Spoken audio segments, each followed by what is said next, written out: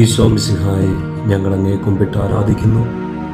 എന്തുകൊണ്ടെന്നാൽ വിശുദ്ധ കുരിശാൽ അങ്ങ് ലോകത്തെ വീണ്ടും രക്ഷിച്ചു. ഈശോയിൽ പ്രിയപ്പെട്ട സൗരങ്ങളെ, നമ്മുടെ ഈ രാത്രി ചിന്തകളുടെ മൂന്നാമത്തെ ഒരു ദിവസം, പ്രത്യേകിച്ച് കുരിശിൻ്റെ വഴിയുടെ ധ്യാനങ്ങളുടെ മൂന്നാമത്തെ ദിവസത്തേക്കാണ് നമ്മളിപ്പോൾ കടന്നിരിക്കുന്നത്. കർത്താവിന് നമുക്ക് നന്ദി പറയാം. ഓരോ കാര്യങ്ങളൊക്കെ ധ്യാനിച്ച് മുമ്പോട്ട് പോകുമ്പോഴും അതൊക്കെ നമ്മുടെ ജീവിതത്തിൽ നമ്മുടെ ചില വേദനകളെയൊക്കെ ഏറ്റെടുക്കാൻ ഈശോയുടെ ഈ പീഡാസഹനമൊക്കെ നമുക്ക് ശക്തിയാകുന്നതും, ഒപ്പം തന്നെ ഈശോ സഹിച്ച പീഡകൾ, ഈശോ ചിന്തിയ രക്തമൊക്കെ നമ്മുടെ വീണ്ടെടുപ്പിന് കാരണമായതിനൊക്കെ നമുക്ക് നന്ദി പറയാം. നിങ്ങൾ ഈ മൂന്നാമത്തെ രാത്രി ചെയ്യേണ്ട ഒരു കാര്യം, വിശുദ്ധ ഗ്രന്ഥം എടുക്കണം. ഹെബ്രായർക്കുള്ള ലേഖനം അതിൻ്റെ 13 അധ്യായങ്ങളുള്ള വിശുദ്ധ ഗ്രന്ഥത്തിലെ ഏറ്റവും തിയോളജിക്കൽ, എനിക്ക് തോന്നുന്നു ഹൈലി തിയോളജിക്കലായ ഒരു പുസ്തകമാണ് ഹെബ്രായർക്കുള്ള ലേഖനം. സാധിക്കുമെങ്കിലൊക്കെ അത് സ്ഥിരമായിട്ടൊക്കെ വായിക്കുന്നത് നല്ലതാണ്. 13 അധ്യായം, അവസാനത്തെ അധ്യായമാണ്.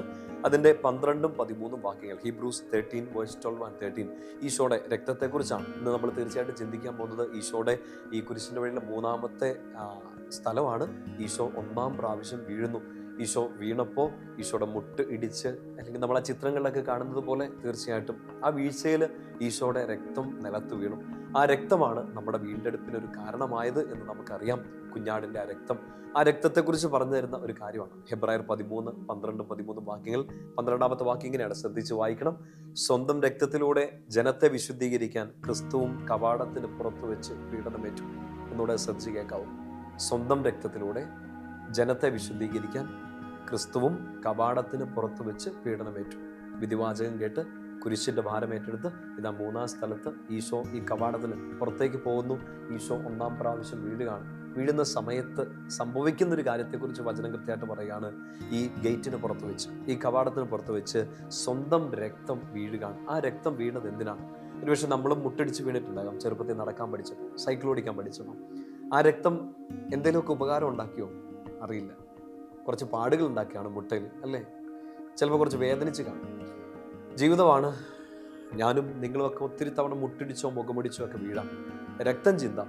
നമ്മുടെ സഹനങ്ങളൊക്കെ തീർച്ചയായിട്ടും ഒരു ഫലദായകമാകണമെങ്കിൽ അത് മറ്റുള്ളവർക്ക് വേണ്ടി ആ രക്തം ചിന്തുമ്പോഴാണ് എല്ലാ വേദനയും നമുക്ക് ഫലദായകമാകുക.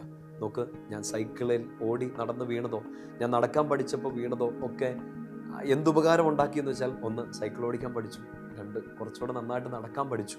എനിക്ക് ഉപകാരം ഉണ്ടാകുന്നതിനേക്കാളപ്പുറം എൻ്റെ സഹനങ്ങളും എൻ്റെ വേദനകളും എൻ്റെ രക്തം ചിന്തലുകളും എൻ്റെ ആകുലതകളൊക്കെ മറ്റുള്ളവരുടെ വിശുദ്ധീകരണത്തിന് കാരണമാകുമ്പോഴാണ് ഞാനും നിങ്ങളുമൊക്കെ ഈശോയുടെ പീഡാസഹനത്തോട് കൂടുതൽ അനുരൂപപ്പെടുക.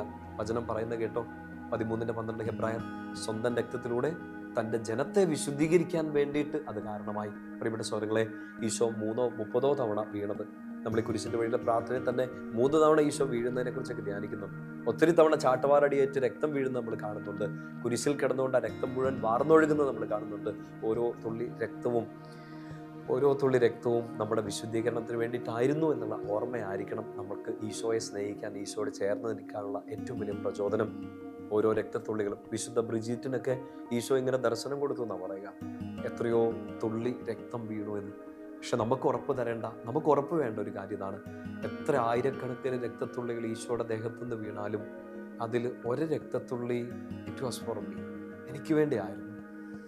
ആ ഒരു ബോധ്യം മതി, എനിക്ക് തോന്നുന്നു, നമുക്ക് ഈശോയെ കൂടുതൽ സ്നേഹിക്കാൻ, കൂടുതൽ വിശുദ്ധിയിൽ ജീവിക്കാൻ. കാരണം അവൻ ചിന്തിയ ഓരോ രക്തത്തുള്ളിയും എൻ്റെയും നിങ്ങളുടെയും വിശുദ്ധീകരണത്തിന് വേണ്ടിയിട്ടാണ്. വചനം അതാ സാക്ഷ്യപ്പെടുത്തുക. 13ാമത്തെ വാക്യം ഇങ്ങനെയാണ്, അവന് വേണ്ടി അവമാനം സഹിച്ചുകൊണ്ട് നമുക്ക് പാളയത്തിന് പുറത്തിറങ്ങി അവൻ്റെ അടുത്തേക്ക് പോകാം. എന്തൊരു സുന്ദരമായ വചനമാണ്. നമുക്ക് ഈശോയുടെ അടുത്തേക്ക് പോകാം. കാരണം അവൻ നമുക്ക് മുമ്പേ നടന്ന് നമ്മുടെ വിശുദ്ധീകരണത്തിന് വേണ്ടി രക്തം ചിന്തി. 1-ാം പ്രാവശ്യമോ 1000-ാമത്തെ തവണയോ ഒക്കെ ഈശോ വീഴുമ്പോഴും ഇപ്പോഴും ഈശോ വീഴുന്നുണ്ടെങ്കിൽ, എൻ്റെ പ്രിയപ്പെട്ട സഹോദരങ്ങളെ, നമ്മുടെ പാപങ്ങൾക്കെല്ലാം പരിഹാരമായിട്ടല്ലേ, നമുക്ക് വിശുദ്ധീകരണത്തിന് വേണ്ടിയിട്ടല്ലേ നമുക്ക് ചെയ്യേണ്ട ഒറ്റ കാര്യമുള്ളൂ, ഈശോയുടെ അടുത്തേക്ക് ചെല്ലാം. അന്ന് ഈശോ മുട്ടടിച്ച് വീണപ്പോൾ, മുഖം കുത്തി വീണപ്പോൾ, രക്തം ചിന്തിയപ്പോൾ ഒരുപക്ഷെ ആരും അടുത്ത് ചെല്ലാൻ ഉണ്ടായിരുന്നില്ല. അവൻ ചുറ്റും നോക്കി, പരിഗണിക്കുന്നവരാരുമില്ല, തിരിഞ്ഞു നോക്കാൻ ആരുമില്ല. നമുക്ക് ഈശോയുടെ അടുത്തേക്ക് ചെല്ലാം.